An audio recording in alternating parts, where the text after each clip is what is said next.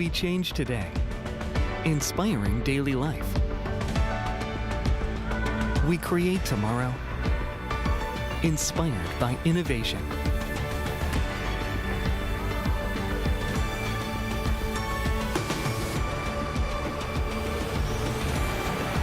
Change today, create tomorrow. Lotte.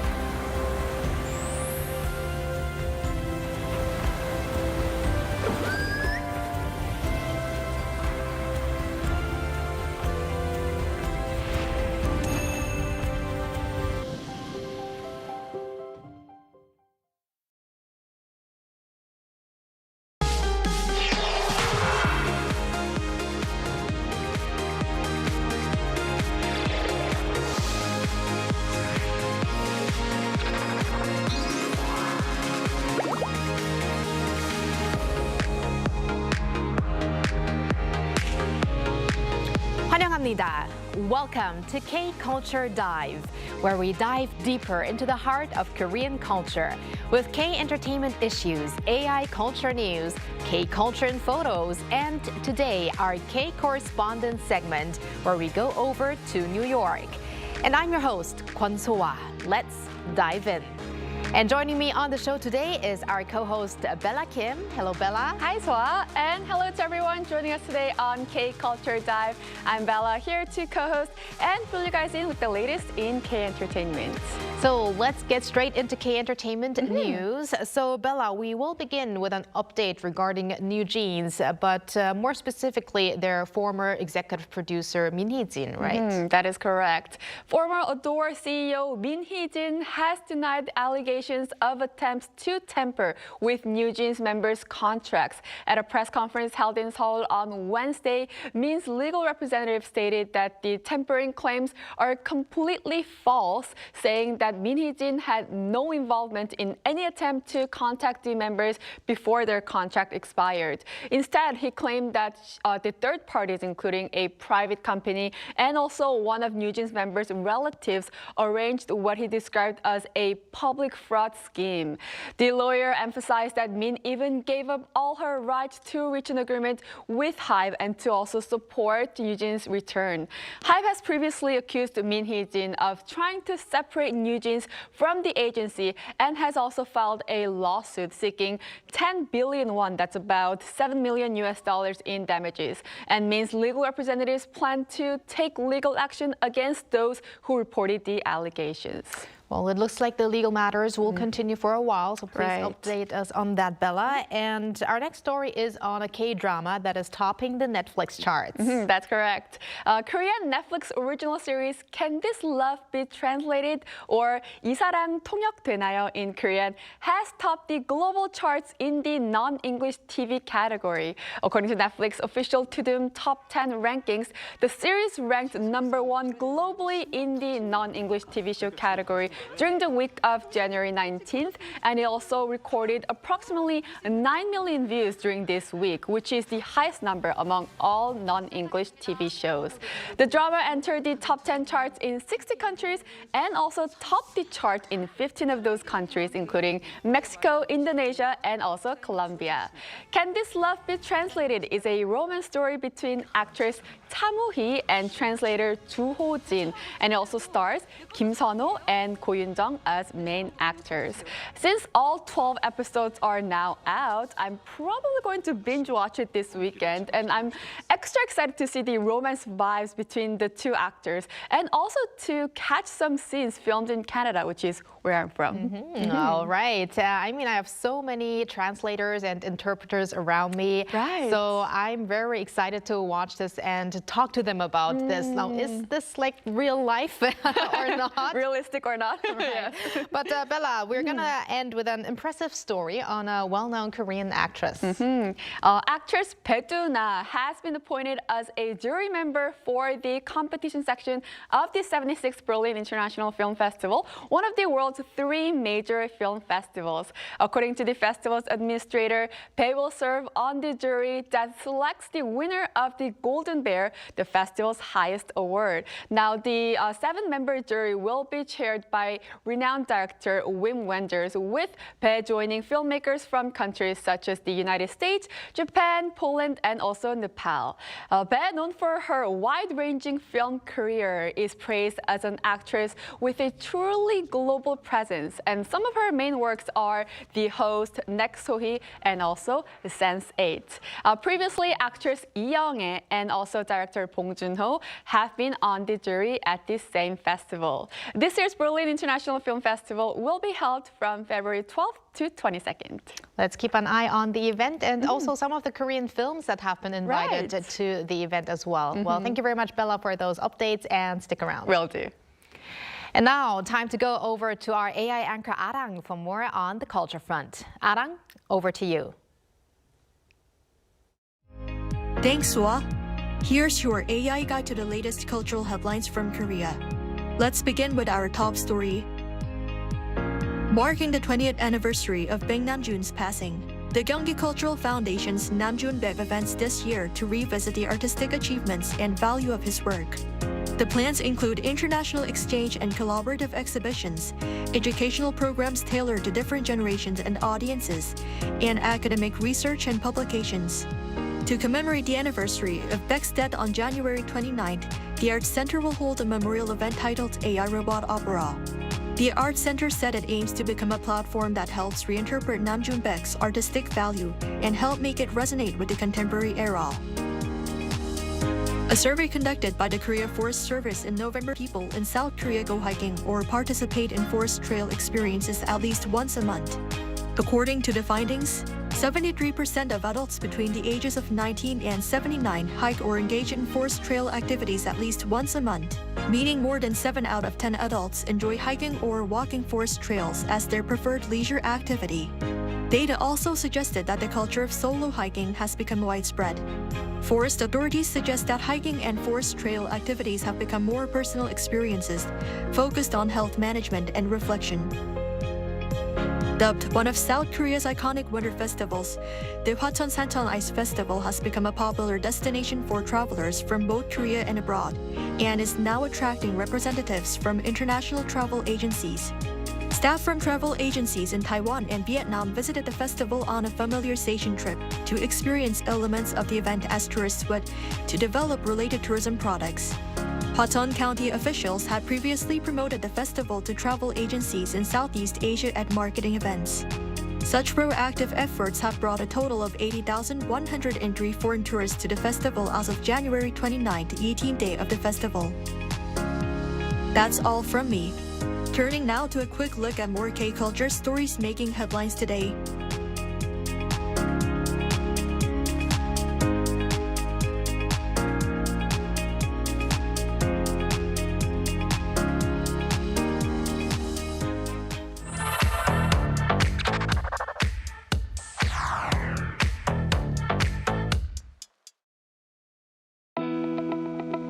Through a single photo at a time, we take a closer look at culture in Korea. This is K-Culture in Photos. Let's start with one word, Arirang. It's more than just a folk song. For Koreans, Arirang carries emotions of longing, resilience, and hope. Now, let's move to this photo. This is taken from Cheongseon Arirang Festival. Cheongseon, often called the birthplace of Arirang, offers a slow and heartfelt melody. And here's Miryang Arirang Festival, celebrating its own Arirang brighter and faster. Each region has its own version, but they all share the soul of Korean people. And now, fast forward to today. This is BTS, reinterpreting Arirang for a global audience. From traditional folk music to K-pop, Arirang keeps evolving while staying deeply Korean. And here's a fun connection. Our network is called Arirang too, because just like the song, we aim to connect Korea with the world. One melody, many voices across generations. That's Arirang. Now let's take a look at the season's photo. This is strawberries. Winter is a peak strawberry season here in Korea, and this is when they taste the best. They're sweet, juicy, and packed with nutrients. The only downside is they used to be a little bit expensive. But good news, as harvest season kicks into full gear, prices are finally expected to come down. Now, take a look at this. Wow, look at the size. This isn't just any strawberry. It's called Kingsberry. It's so big it fills your palm, and it's known for both flavor and nutrition. And now Korean strawberries like Kingsberries are making their way into global markets. If K-pop and K-beauty went global, are we entering the era of K-strawberries too? Let me show you this first. A classic Korean chocolate, snack cake, and free movie tickets. And today's hottest dessert, Dubai chocolate chewy cookies, or 두쫑크 we call it. What connects them? These are all gifts people received after donating blood in Korea across different generations.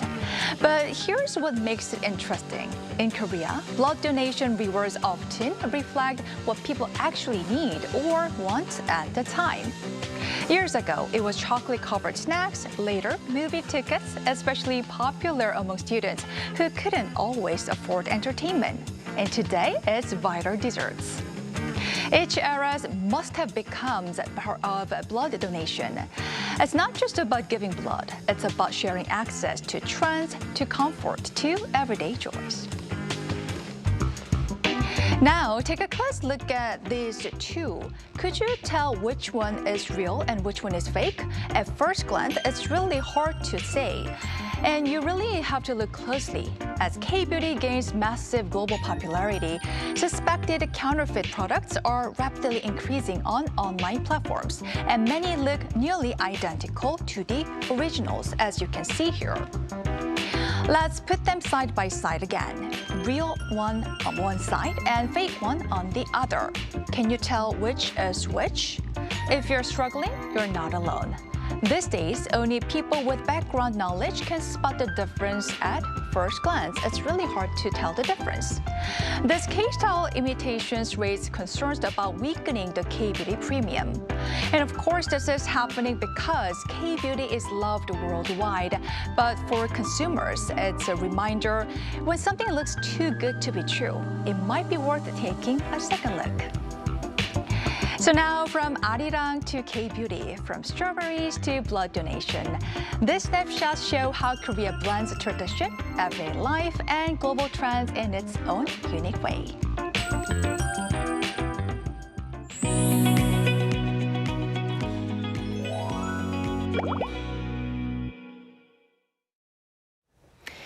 With global inflation pushing up prices worldwide, the cost of a single meal in New York has become a major talking point. Against this backdrop, simple yet satisfying K-food is gaining attention as an affordable option.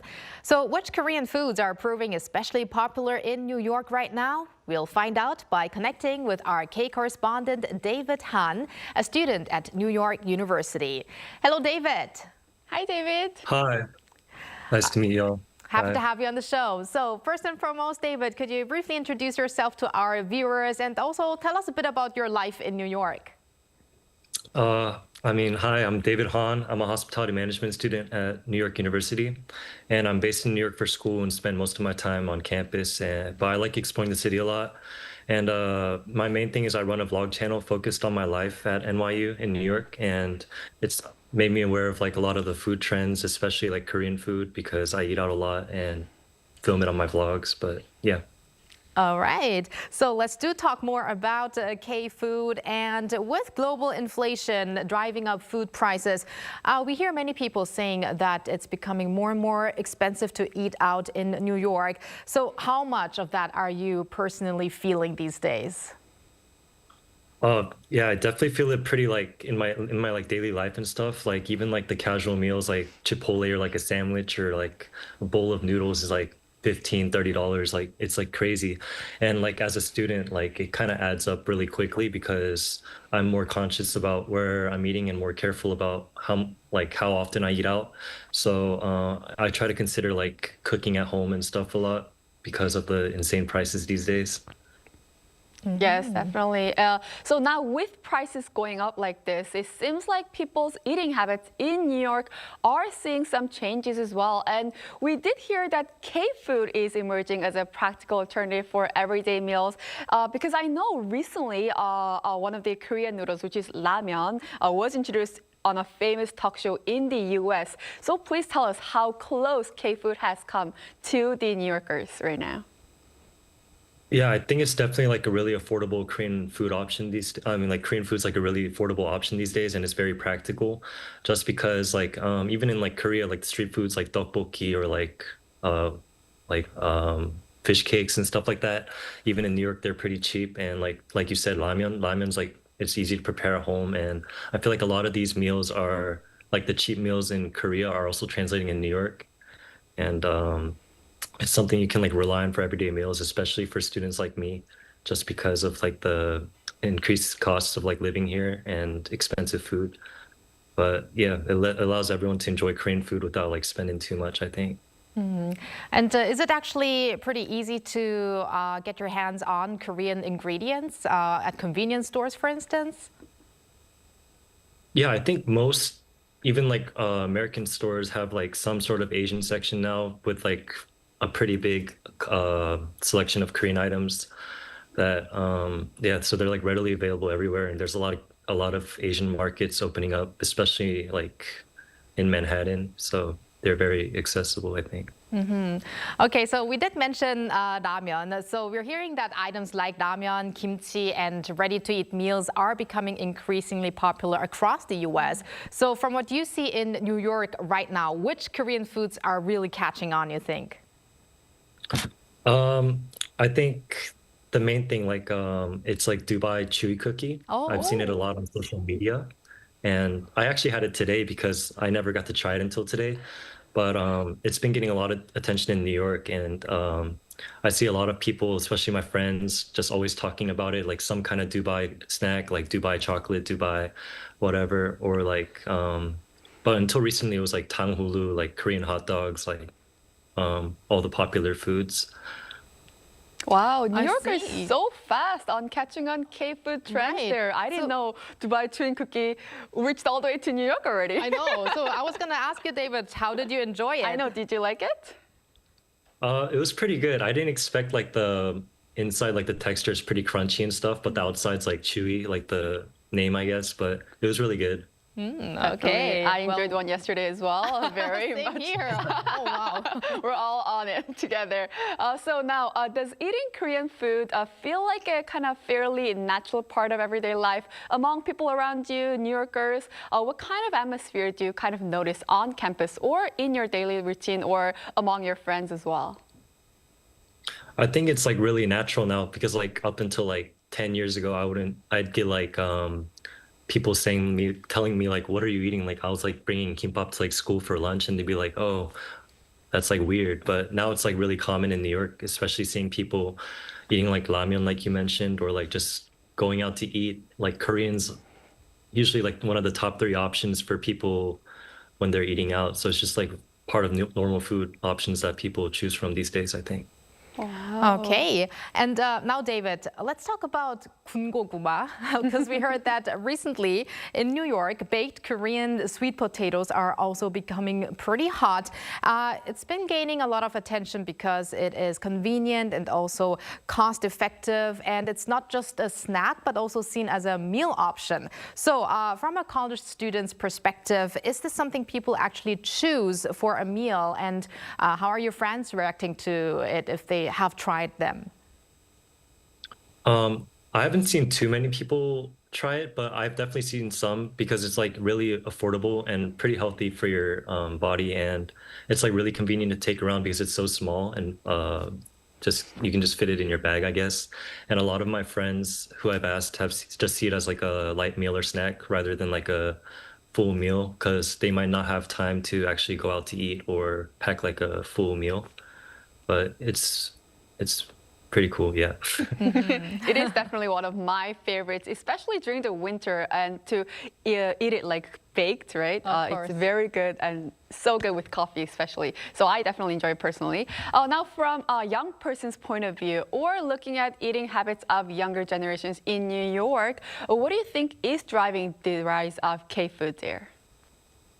I think it's like a combination of a lot of factors. Like a lot of the food y'all mentioned and I mentioned are like pretty affordable and convenient which is like a pretty big reason for a lot of people. But I think the main thing is the cultural exposure that plays a major role because younger generations are more open to trying food they see in like TV shows or like dramas or K-pop.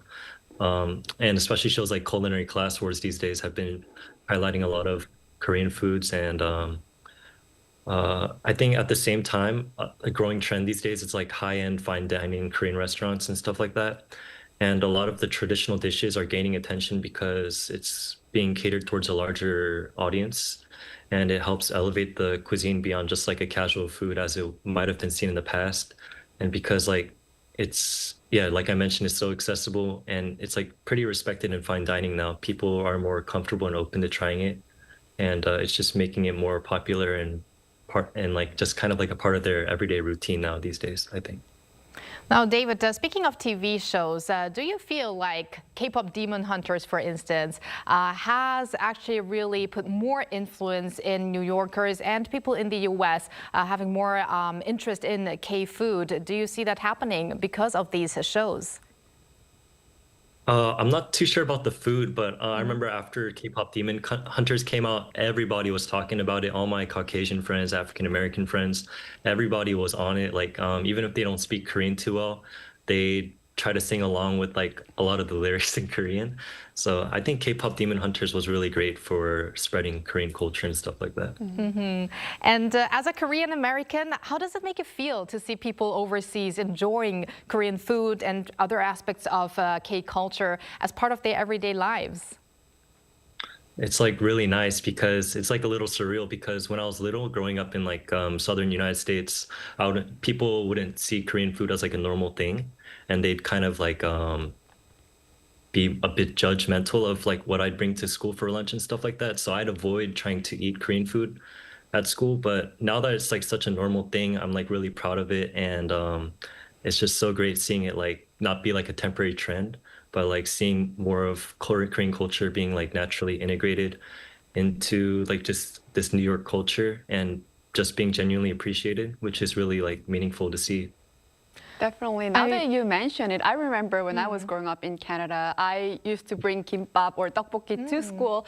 But sometimes I was kind of like, worried about friends because maybe they might not like the smell of it. And K-food wasn't that big in Canada back in the time. But now I'm sure everyone will run to, can I have a taste. Can I have one? Exactly, right? Yes, I really definitely have to. changed. Yeah, I have to agree with both of you. And I think I'm a little older than both of you. And when I used to live in Germany, I didn't even think of having kimbap at school. I would just bring European-style sandwiches to school. But now, if I would be living abroad right now, I would be also very proud to have Korean food just in my lunchbox. I know. So it's really great to see this world changing. Right. And David, last but not least, let me ask you, is there maybe a Korean dish that hasn't quite made it to New York yet and that you'd love to introduce to New Yorkers? I don't think I see a lot of like the really hard to eat foods like maybe like fermented stingray like hongo, like but I don't think a lot of people would like it, but it'd be nice to see how people react to eating that kind of food because I see it a lot on YouTube, like American people trying it for the first time. But other than that, I can't really think of anything on the spot. All right, we'll probably see more and more of K-food expanding there. And David, thank you very much for your time today. And yes, have a great rest of the week and keep in touch. Thank you, David. Thank you, guys. And thank you, Bella, as always. We're going to see you back here next week. Yes, I'll see you back next week. Thanks for watching and your interest in everything K-culture. Please tune in again tomorrow, 2 p.m. Korea time. Keep diving.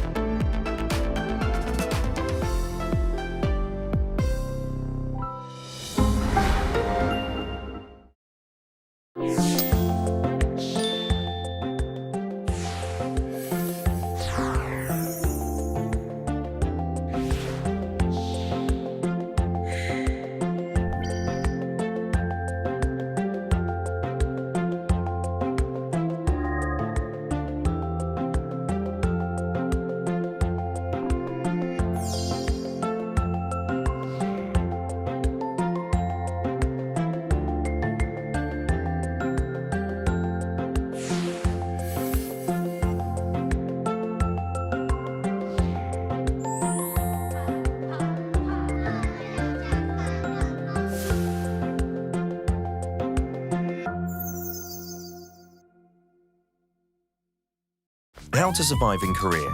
Weddings. Step 0. Attire. As a guest, dress formal to business casual. Avoid wearing all white, shorts or going topless. Step 1. Arrival time. Arrive 30 minutes prior to the wedding ceremony. Too many cars, too many halls, too many people. There are many twists and turns. Take pictures and shake hands. And write your name vertically, not horizontally, in the guest book. Step 2. Or, shibor. 50,000 won, 100,000 won, 150,000 won. Cash gifts are given in these units. Decide on the amount based on your relationship. Write your name vertically on the envelope. Step 3. Wedding etiquette. Fill up the front row. Guests have 3 duties to fulfill.